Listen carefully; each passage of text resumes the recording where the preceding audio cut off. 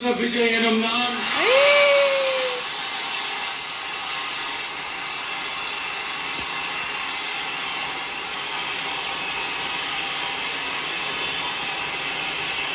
சட்டப்படி அமைக்கப்பெற்ற இந்திய அரசியல் அமைப்பின்பால் உண்மையான நம்பிக்கையும் மாறா பற்றும் கொண்டிருப்பேன் என்றும் இந்திய நாட்டின் ஒப்பில்லாத முழு முதல் ஆட்சியையும் ஒருமையையும் நிலை நிறுத்துவேன் என்றும் தமிழ்நாட்டு அரசின் முதலமைச்சராக உண்மையாகவும் உளச்சான்றின்படியும் என் கடமைகளை நிறைவேற்றுவேன் என்றும்